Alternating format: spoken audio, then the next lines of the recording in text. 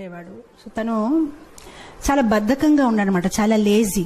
So ఎల్లప్పుడు తను భోజనం తినాలి, పడుకోవాలి, పని ఏం చేసేవాడు కాదు. సో మొత్తం మీద ఆ ఇంట్లో ఉన్న వాళ్ళందరికీ విసుకొచ్చేసి, బాబు నువ్వు ఏదైనా ఆశ్రమం జాయిన్ అయిపో, ఎలాగో ఇంట్లో ఏం పని చేయట్లేదు, మాకు నీతో బెజార్ వచ్చేసింది. సో మొత్తం మీద తను అనుకున్నాడు, సరే అయితే నేను ఏదో ఒక ఆశ్రమం జాయిన్ అయిపోతాను ఎందుకు అని. తను వెతుకుంటున్నాడు అయోధ్యలో ఏ ఆశ్రమం జాయిన్ అవ్వాలి ఎక్కడికైనా. మొత్తం మీద ఒక ఆశ్రమంలో తను ఏం గమనించాడంటే, ఓ గురుగారు ఉన్నారు. ఆ గురుగారు చాలా లావుగా ఉన్నారనమాట. తను అనుకున్నాడు, ఈ గురుగారు బాగున్నారు, లావుగా ఉన్నారు, బహుశా ఈ ఆశ్రమంలో మంచి భోజనం పెడుతున్నారు, ఇక్కడ జాయిన్ అయిపోతే బాగుంది. కొంతసేపు తర్వాత గురుగారు శిష్యులు వచ్చారు, వాళ్ళు కూడా లావుగా ఉన్నారు. తనకి కన్ఫర్మ్ అయిపోయింది, ఇది బాగుందండి, ఇక్కడ నేను జాయిన్ అవుతాను, భోజనం బాగా పెడతారని. వెళ్ళాడు గురుగారి దగ్గర, నేను మీ ఆశ్రమాన్ని జాయిన్ అవుతాను, కానీ నాకు ఒకటే, భోజనం ఎన్నిసారి పెడతారు? సో గురుగారు అన్నారు 2 times నాకు సరిపోతుంది, నాకు 3 times కావాలంటే గురుగారు అన్నారు, పొద్దున ఇస్తారు కదా, అదే నువ్వు మధ్యాహ్నంకు ఉంచు, ఏం ప్రాబ్లం లేదు. తనకి చాలా హ్యాపీ అనిపించింది, చాలా బాగుంది ఈ ఆశ్రమం, అసలు పొద్దున మధ్యాహ్నం సాయంత్రం తినాలి, భజన చేయాలి, గురుగారు ఏదో వాహిస్తూ ఉంటారు, అది వినాలి, ఆయన హ్యాపీ అయిపోతారు. 15 రోజులు గడిచిపోయింది, చాలా ఆనందంగా ఉంటున్నాడు. 15 రోజుల తర్వాత ఒకరోజు పొద్దున ఏం చూశాడంటే, వంట ఏం అవ్వట్లేదు, అక్కడ ఏం జరగట్లేదు, వంట గదిలో ఎవరు లేరు, అందరు ఏదో జపం చేస్తున్నారు. సో తన అడుగుతున్నాడు అందరికీ, ఏంటండి ఈరోజు ఏం వంట చెయ్యరండి? సో అప్పుడు వాళ్ళు చాలా కోపంతోనే, అవే ఈరోజు ఏకాదశి. ఏకాదశియా అంటే నాకెవరు చెప్పలేడండి, ఏకాదశి అంటే ఏంటి తెలియదా, ఏకాదశి అంటే ఈరోజు భోజనం ఉండదు అని. అప్పుడు తను చాలా కోపం అయిపోయాయి, ముందు చెప్పవలసింది అలాంటి భోజనం, నేను ఇంకేదో ఆశ్రమం చూసుకుంటా. బాబు నువ్వు ఏ ఆశ్రమం వెళ్ళినా ఏకాదశి రోజు తినకూడదు. అప్పుడు తిన్నంగా ఆయన గురుగారి దగ్గరికి వెళ్ళిపోయారు. గురుగారు నన్ను కాపాడండి, నేను ఏకాదశి అయితే చేయలేను, ఒకవేళ నా చేత ఏకాదశి చేయించారనుకోండి, నేను ద్వాదశి చూడలేను, నేను పోతాను, నాకు ప్రసాదం అయితే కావాలి, ఇంకే పని చేయమంటే చేస్తాను, కానీ భోజనం లేకుంటే నేను ఉండలేనని. సో గురుగారు అన్నారు, బాబు నీ గురించి అయితే ప్రత్యేకంగా వంట చేయడం అవ్వదు, అయితే ఒక పని చేసుకో, అటు చూడ కొండ ఉంది కదా, కొండ పక్కన చెరువు ఉంది కదా, అక్కడికి వెళ్ళి నువ్వు వంట చేసుకొని నువ్వు తిను, కావాలంటే మేము సౌకర్యాలు ఇస్తాము. సో గురుగారు స్టోర్ మేనేజర్ చెప్పారు, తనకు 1 kg ఆట, 1 kg రైస్, 1 kg దాలు అన్ని ఇచ్చేయని. తను అన్ని తీసుకుని వెళ్తున్నారు. గురుగారు అన్నారు, ఒకటి మాత్రం జాగ్రత్త, నువ్వు ఏది వంట చేసినా భగవంతుడికి నైవేద్యం పెట్టాలి. సరే అంటాడు, వెళ్తాడు, కష్టపడతాడు. తనకి బద్ధకం ఎక్కువ కదా, ఎప్పుడు వంట చేయలేదు, చాలా కష్టపడి వంట తయారు చేస్తాడు, కానీ అంత టేస్ట్గా లేదు, ఏ చపాతీలు కాలిపోయే ఏదోటి అవుతుందన్నమాట. మొత్తం మీద వంట తయారైపోయింది. సో వంట తయారైనప్పటికీ తులసి ఆకులు వెతుకున్నాడు, తులసి ఆకు పెట్టాడు, భగవంతుడికి పిలుస్తున్నాడు, కానీ భగవంతుడు రావట్లేదు. సో అప్పుడు తను చక్కగా ఒక పాట పాడతారనమాట. సో చెప్తాడు, प्रभु राम आइए, राजा राम आइए, मेरे भोजन को भोग लगाइए। प्रभु राम आइए, राजा राम आइए, मेरे भोजन को भोग लगाइए. చాలా ప్రేమతో పాడుతున్నా, రాజారాం ప్రభురాం రండి, నేను భోజనం తయారు చేశాను, మీరు వచ్చి స్వీకరించండి. భగవంతుడు రావట్లేదు. తను ఆలోచించాడు, ఎందుకు రావట్లేదు అంటే, తనకేమనిపిస్తుందంటే భగవంతుడు స్వయంగా వస్తాడు. ఇప్పుడు మనకైతే అర్థమైపోయింది, మనం ఏదో యాంత్రికంగా పెడతాము, కానీ భగవంతుడు స్వయంగా వచ్చి తీసుకోవడం అనేది లేదు. కానీ తను చాలా అమాయకుడు, తను అనుకుంటా నిజంగా స్వామి వస్తారేమో, స్వీకరిస్తారేమో అని తను వెయిట్ చేస్తున్నారు, కానీ భగవంతుడు రావట్లేదు. అప్పుడు తను ఆలోచిస్తానమాట, తనకు ఒక ఐడియా వస్తుంది, ఓహో ఎందుకు భగవంతుడు రావట్లేదంటే, గుడిలో అయితే రాజభోగం, పకోడీలు, పూరీలు, పాయసము అన్ని తయారు చేస్తారు, నేనేదో సింపుల్ గా రైస్ దాల్ తయారు చేస్తాను, అందుకోసం రావట్లేదేమో అని. సో అప్పుడు తను భగవంతుడికి వాదిస్తారనమాట. తను భగవంతుడితో అంటారు, భూల్ కరోగే యది తజ్ దోగే భోజన రూఖా సూఖా, एकादशी आज मंदिर में है, बैठे रहोगे भूखे, राजा राम आइए, प्रभु राम आइए, मेरे भोजन को भोग धराइए. సో తను అంటాడు, బహుశా మీరు అనుకుంటున్నారు ఇతని దగ్గర ఎందుకు వెళ్ళాలి, నేను చక్కగా గుడికి వెళ్ళి అక్కడ పూరీలు పకోడాలు తింటాను, కానీ తప్పు చేస్తున్నారు, గుడిలో ఏకాదశి ఉంది, ఆకలిగా కూర్చుంటారు, ఏమీ దొరకదు, కనీసం నేను ఎంతో కొంత పెడుతున్నాను, వచ్చి తీసుకోండి, అది కూడా మిగలదు అని. ఎప్పుడైతే ఇలా పాడడం మొదలు పెట్టారు భగవంతుడు నవ్వు వస్తుంది. సో భగవంతుడు సీతామాతతో అన్నారు, సరే రా తినేసి వద్దామని. సో సీతామాతని తీసుకుని భగవంతుడు వెళ్తారనమాట అక్కడ నైవేద్యం తీసుకోవడానికి. ఎప్పుడైతే భగవంతుడు వస్తారో తను భగవంతుని చూసి ఆనందించడు.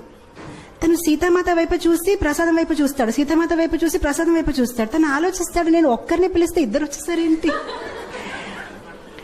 సో ప్రసాదం వైపు సీతామాత, ప్రసాదం అప్పుడు శ్రీరాముడు అడుగుతారనమాట, నీకు ఆనందంగా లేదు? ఆనందంగానే ఉందండి, రండి కూర్చోండి అంటాడనమాట.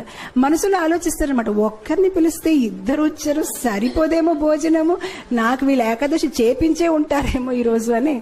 సో మొత్తం మీద భోజనం పెడతారు, వాళ్ళిద్దరు తింటారు, హ్యాపీగా వెళ్ళిపోతారు, తిని ఏకాదశి చేసుకుంటారు. ఎందుకంటే ఇంకేం మిగిలేదు. ఇంకో 15 రోజులు గడిచిపోతాయి, మళ్ళీ ఏకాదశి వస్తుంది. ఈసారి తన గురుగారికి చెప్తాడనమాట, గురుగారు 1 కేజీ ఆట సరిపోవట్లేదు, 2 భగవాన్లు వస్తున్నారు, మీరు 1 భగవాన్ 2 వస్తున్నారు, ఇంకా కొంచెం ఇవ్వండి. గురుగారు అనుకుంటారు, తిని కొంచెం లావుగా ఉన్నాడు కదా, భోజనం ఎక్కువ కావాలి, ఏం మాట్లాడుతున్నారు ఏంటో, సరే తీసుకువెళ్ళి ఇంకా కొంచెం ఆట, ఇంకా కొంచెం దాల్ అంటారు. ఈసారి తీసుకువెళ్తాడు, చక్కగా వంట చేస్తాడు, తులసి ఆకులు పెడతాడు, మళ్ళీ స్టార్ట్ చేస్తాడు. ఈసారి భజన్ మార్చేస్తాడు. రాజా రామాయే సీతారామాయే మేరే భోజన్ కో భోగ ధరాయే. ఈసారి ఇద్దరిని పిలిచాడు, రాజారామ రండి, సీతారామ రండి. భగవంతుడు ప్రత్యక్షం అయిపోతారు. కానీ ఈసారి లక్ష్మణ్ని తీసుకొస్తారు.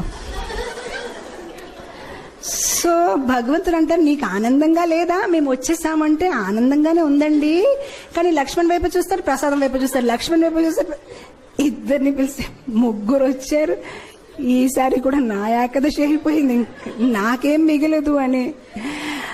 అయితే రండి కూర్చోండి, భోజనం పెడతానని భోజనం పెడతారు, భగవంతుడు తింటారు, వెళ్ళిపోతారు. తను అనుకుంటారు, సరే అయితే నెక్స్ట్ టైం నుంచి 3 పీపుల్. మళ్ళీ వెళ్తారు గురుగారి దగ్గర. గురుగారు కొంచెం ఇది సరిపోవట్లేదు. సరే గురుగారు ఒప్పుకుంటారు, సరే ఇవ్వండి, మేబీ సాయంత్రం పూట మళ్ళీ తింటాడేమో అని. ఈసారి మళ్ళీ పాటలు పాడడం. ఏకాదశి రోజు వెళ్ళాడు, వంట చేశాడు, తులసి పెట్టాడు.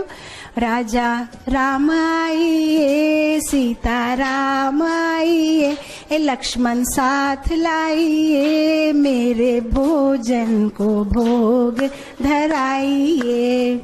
వచ్చేస్తారు సీతారాం, లక్ష్మణ్ అండ్ హనుమాన్.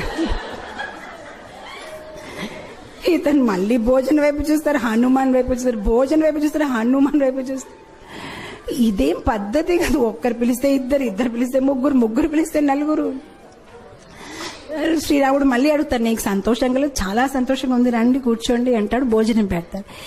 ఈసారి ఎప్పుడైతే సీతారాం ప్రసాదం అన్ని తినేసి వెళ్ళిపోతున్నారు, అప్పుడు తను అడుగుతాడు, ఏమంటే ఏం అనుకోకపోతే నెక్స్ట్ టైం ఎంతమంది వస్తారండి? మీరు ముందు నుంచి చెప్తే నేను కొంచెం, అంటే నాకు 4 ఏకాదశులు అయిపోయాయి, కనీసం నేను కొంచెం ఎక్కువ తెచ్చేస్తానంటే శ్రీరాముడు ఏం చెప్పరు, నవ్వుతూ వెళ్ళిపోతారనమాట. తను ఆలోచిస్తారు, సరే నేను ఏదో ఒకటి చెయ్యాలి, ఎందుకంటే కుటుంబ సహితం వచ్చేస్తున్నారని. మనం మ్యారేజ్ కార్డులో కూడా 1 పెడితే 1 వస్తారు, కానీ 2 ఇదేంటి ఇలా ఉందని. తర్వాత ఏకాదశి రోజు మళ్ళీ గురుగారు చెప్తారు, నాకు 10 కేజీ ఆటాలు కావాలి, 10 కేజీ రైస్ కావాలి. గురుగారు అనుకుంటారు, ఇదేదో ప్రాబ్లం ఉంది, బహుశా తను అమ్మేస్తున్నాడేమో, ఎంత ఎవరు తినలేరు, తప్పకుండా అమ్మేస్తున్నాడు. సో గురుగారు అంటారు శిష్యులతోనే, పర్వాలేదు తను అడిగింది ఇచ్చేయండి, తర్వాత మన పని చూద్దామని ఇచ్చేస్తారు. ఇప్పుడు గురుగారు అంటారు శిష్యులతోనే, మనం ఏం చేద్దామంటే కొంతసేపు తర్వాత వెనక వెళ్ళి చూద్దాం, ఎక్కడ అమ్ముతున్నారు, ఏ షాప్లో వెళ్ళి అమ్ముతున్నాడు. ఈసారి వెళ్ళాడు, తను సామాన్లన్నీ దింపాడు, కానీ వంట చేయలేదు. వంట చేయకుండా పాటలు పాడడం మొదలుపెట్టారు. సీతారామాయే రాజా రామాయే లక్ష్మణ సాథ్ లాయియే హనుమాన్ లాయి మేరే భోజన్ కో భోగ ధరాయియే. వచ్చారు సీతారామ లక్ష్మణ్ హనుమాన్ భరత్ శత్రుఘ్న కౌశల్య సుమిత్ర కైకేయి మొత్తం పరివార కుటుంబం అందరూ వచ్చేసారనమాట. సో అప్పుడు వచ్చేసి, బాబు మేము వచ్చేసామని. సో తను అందరు లెక్క పెట్టుకుంటున్నారు, వచ్చారు, చాలా మంది వచ్చారు. సో ఇప్పుడు భగవంతుడు అన్నారు, ప్రసాదం ఎక్కడుంది?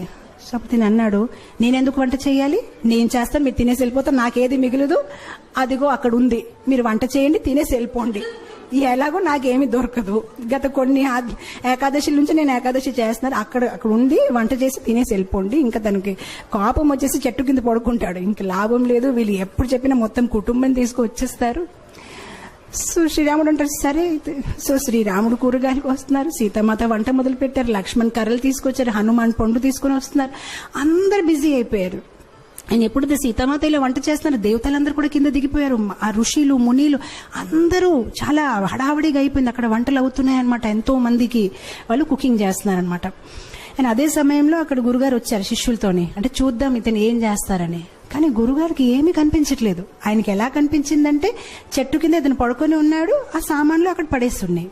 సో అప్పుడు గురుగారు తను లేపి చెప్తున్నారు, నువ్వు చెయ్యవా వంట, ఏం చేస్తున్నావని. సో అప్పుడు శిష్యుడు చెప్తారు, మీకు కనిపించట్లేదా, ఇంతమంది వంట చేస్తున్నారు, ఇగో చూడండి సీతామాత ఏం ఇగో చూడండి ఇదేమవుతుందని. అప్పుడు గురుగారు అంటే నాకేమీ కనిపించట్లేదు. సో అప్పుడు తను కోపంతో శ్రీరాముడు చెప్తారు, మీరు కనిపిస్తారా లేదా, లేదంటే నా మీద ఆయనకి సందేహం ఉంటుంది, కనిపించండి అని చెప్తారు. సరే కనిపిస్తామంటే అందరు కనిపిస్తారనమాట. సో అప్పుడు అందరు కనిపిస్తే గురుగారు ఇంకా కళ్ళల్లో నీళ్ళు వచ్చేసి, నేను ఎన్ని సంవత్సరాల నుంచి శ్రీరాముడిని పూజిస్తే నాకు దొరకలేదు, కానీ నీ ఒక సరళ స్వభావం, నీ ఒక అమాయకత్వం చూసి భగవంతుడు వెంటనే ప్రత్యక్షమయ్యారని ఆయన ఏడ్చి ఆ శిష్యుడిని కవదలించారనమాట. సో ఇక్కడ భగవంతుడు మన ఒక సరళ స్వభావం, మనలో వినయం ఎంత ఉంది, మనలో అమాయకత్వం ఎంత ఉంది. భగవంతుడికి కాంప్లికేటెడ్ పీపుల్ ఇష్టం లేదు. మనలో జ్ఞానం ఎక్కువ ఉంటే బహుశా భగవంతుడు నన్ను ఇష్టపడతారనేది కాదు, మనలో ప్రేమ ఎక్కువ ఉంటే భగవంతుడు మనని ఇష్టపడతారు. సరళంగా ఉండాలి. చెప్పాలంటే భగవంతుడికి ఎలాంటి పీపుల్ ఇష్టం, చైల్డ్ లైక్ ఇన్నోసెన్స్. ఎవరిలో అయితే ఎక్కువ హిపోక్రసీ, ఎక్కువ ఆలోచనలు లేదు, చాలా సింపుల్ హార్టెడ్ ఉంటారు, అలాంటి వాళ్ళని భగవంతుడు ఇష్టపడతారు.